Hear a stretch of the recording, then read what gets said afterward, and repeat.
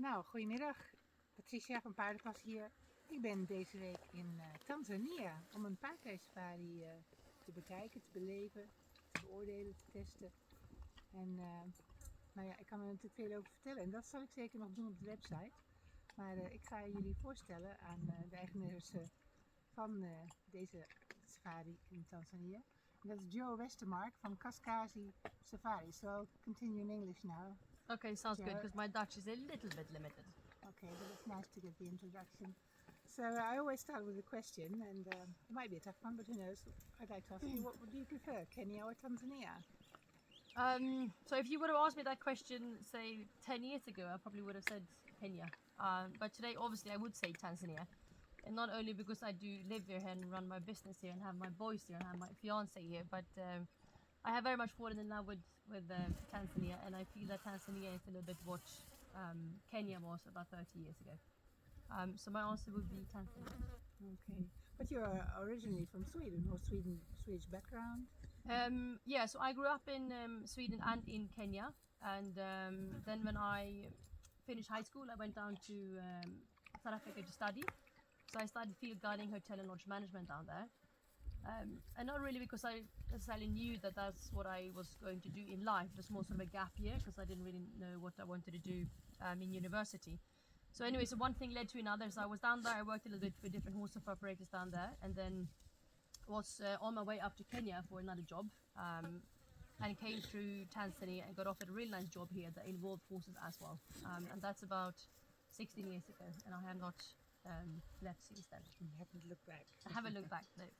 Okay, well that's a lovely combination to make, having done the study for hotel and lodge management, and you love horses, obviously, a big passion, and Africa. Well, what I noticed this week is that it's a lot of work. So I noticed you have an enormous team, 30 members I do believe, and I didn't notice that before. I didn't realize, but perhaps you can tell us a little bit about that? Yeah, maybe it's poor management that we have to have so many people, I don't know.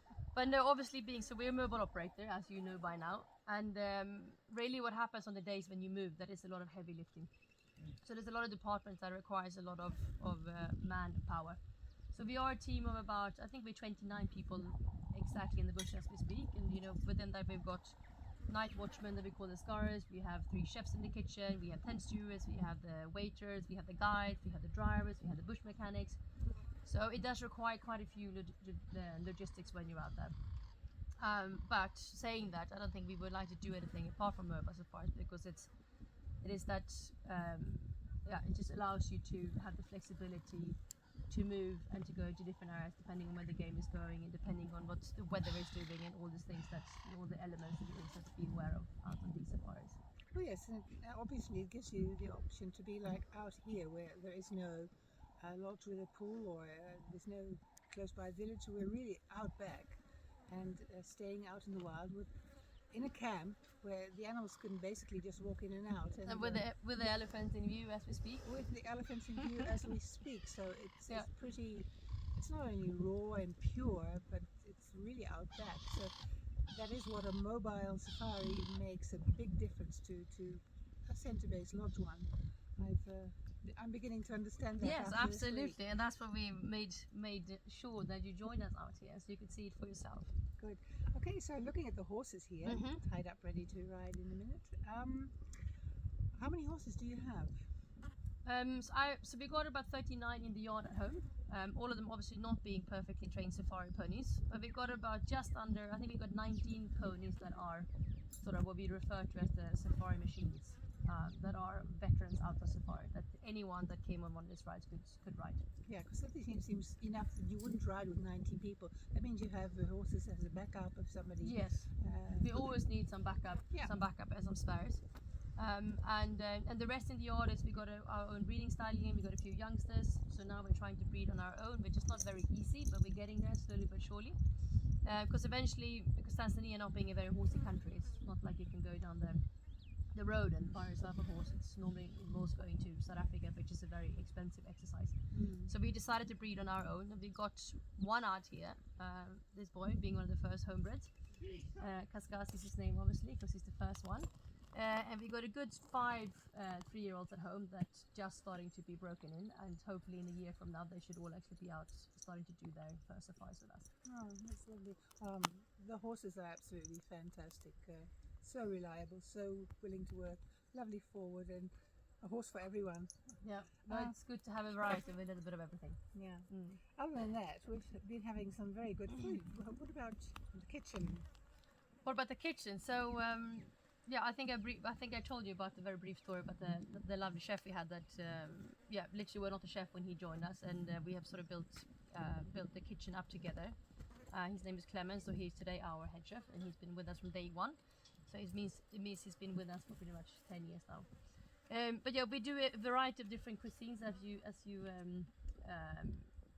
have hopefully enjoyed during the safari.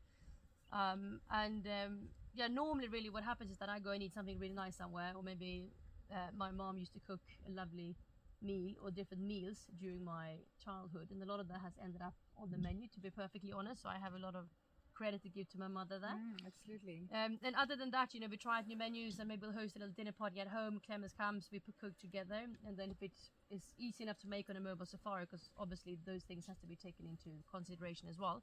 And if it works, and normally when we put a new menu on the safari, we actually ask the guests after it to say this is the first time we served it, and then we do a little vote around the table, say should we keep it or should we take it off. Yeah. And if it gets enough votes to stay on, then we keep it on, and if it gets a big thumb down, then obviously it comes off the menu. Yeah, it's been delicious. But we all like food, and we are quite foodie, and we all like enjoy eating, so we call it wholesome cooking really. Yeah, so that's what we do. Fantastic. And I've been sleeping very well on a very comfortable bed, I might say, and I've been thoroughly enjoying the warm showers. But tell us about the showers. The showers. Hot bucket showers. I think you worked out how that now works. It's obviously just pulled up a big frame with a big canvas tent around it. And the boys, being all the tent stewards, will be boiling the water in big sort of metal drums behind your tent over a fire. So that's how the water gets boiling, and then you mix to the perfect temperature.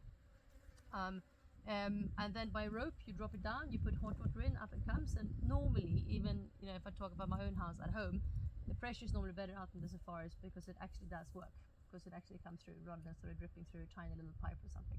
Perfect.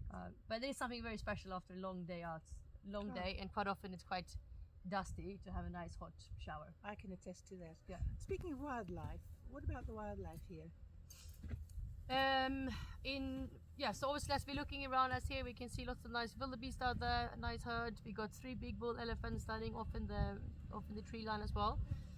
We've heard the lions, we haven't seen the lions, so we obviously have one afternoon left today, which is going to be my last chance to try to get us a nice pride of cats of some sort.